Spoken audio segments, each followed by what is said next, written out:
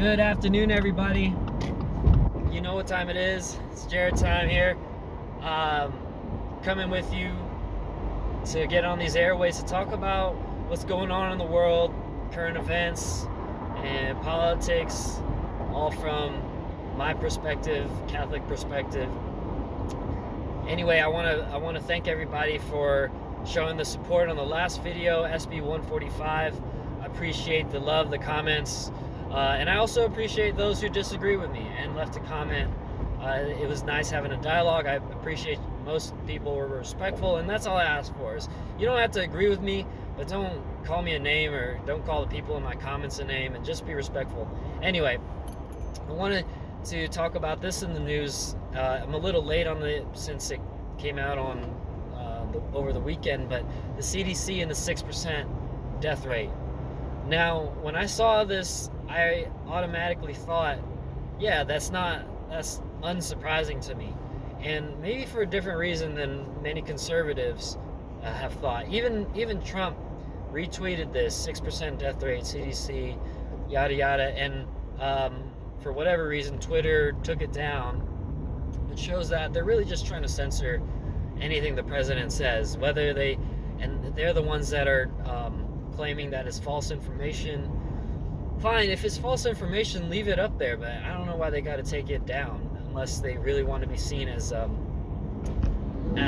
the Gestapo monarchy, that are trying to take over everything and censor everybody. But anyway, so look, I get what the conservatives mean when they say, look, the coronavirus is only 6%.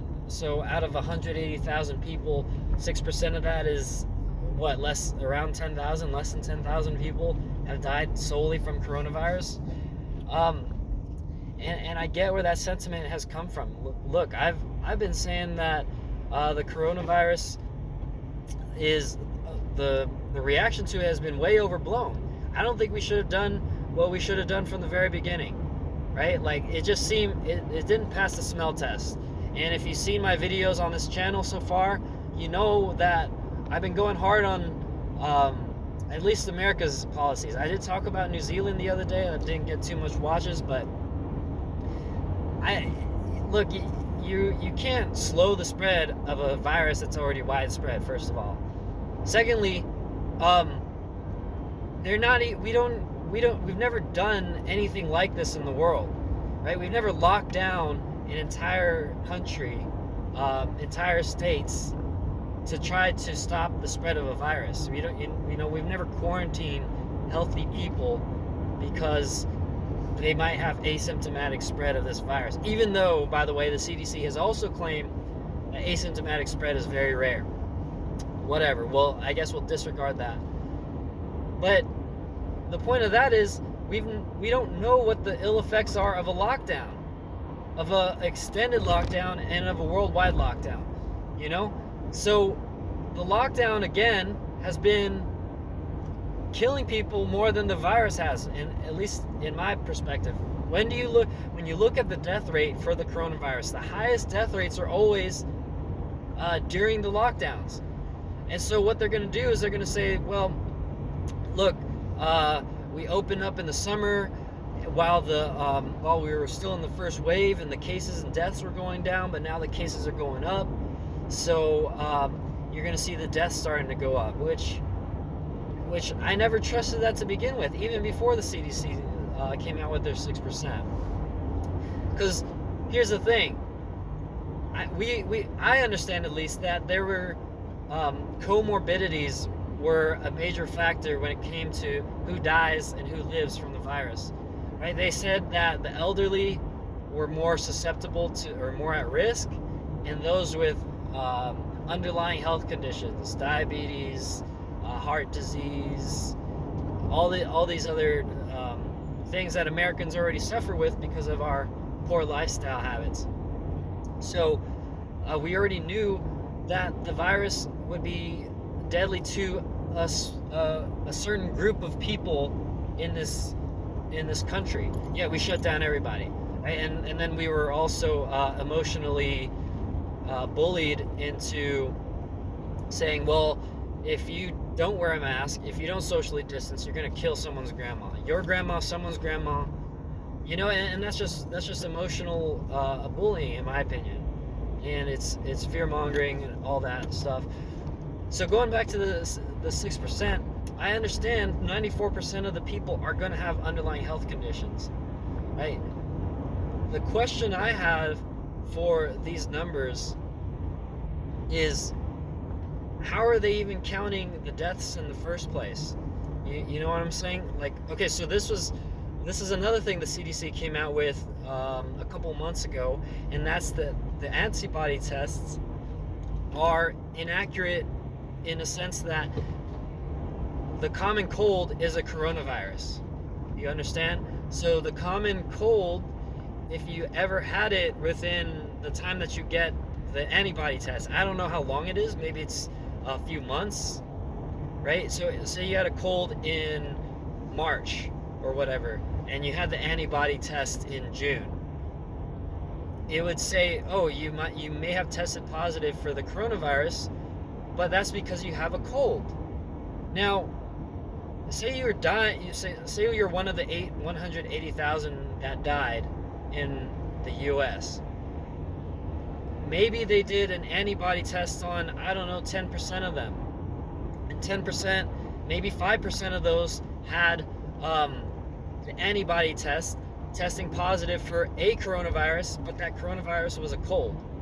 You know what I'm saying? So that's another 5% of people that didn't have the COVID-19. They just had a cold and they died, and they were tested after the fact. You know what I'm saying? So you had 6% dying strictly of coronavirus. You have another 5%. I'm just making these numbers up, but maybe they're more, maybe they're less. But these are the questions that I think need to be answered, right? What's the actual percentage of not just people that died with comorbidities, but what's the percentage of people that died from the coronavirus, not just with it, right? And what leads me to more skepticism is when a state like Florida recorded that a man who died in a motorcycle accident, right? I don't have the article right in front of me. This was a month or so ago, but a guy died in a motorcycle accident. He tested positive for coronavirus,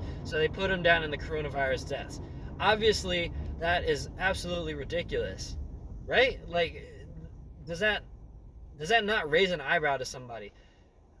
Is that an outlying example? It could be, but what are the chances that that's also a large percentage too? So again, you have antibody tests testing the dead after the fact, which could come back as a cold and still be tested positive for antibodies for the coronavirus. So that's one percentage range that needs to be found out.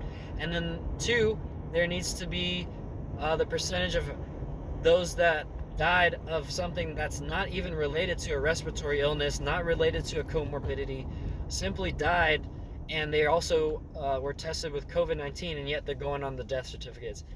Though that to me would change the percentage even a lot more, right? So we also had in Denver back in April, they said they had to change their numbers from 1,100 deaths in that state or whatever it was, 11,000 to 9,000. I don't remember the numbers off the top of my head, but they took off like 15%, right? So because of error, they made errors in these numbers. So that's what I'm saying. Like, don't just focus on the 6%. And I think this is where a lot of people that are against the conservative side, they're going to use anybody who says, oh, the coronavirus only kills 6% of people. They're going to use that and say you guys are ignorant because you don't know how to read the data. And I'm trying to help you understand that that's, even though it says 6% died only from coronavirus, that doesn't mean that the coronavirus only kills 6% of people. You understand? You got to ask these other questions, like the ones I just talked about over this video. But anyway, that was my jam real quick. Sorry it's so bright in the background. I got a mirror that I'm bringing back from my lady, and it's making me look like a halo on the top of my head. But I'm glad to get back to you guys. I'm going to be making more content on my drives to work and back from work. So if you like what I said, make sure to comment, like, subscribe, put on the notification, all that good stuff. And if you didn't like what I said, just comment down below, and please keep it civil and respectful, and I'll try to get back to you as well. All right, y'all have a great day. God bless and peace.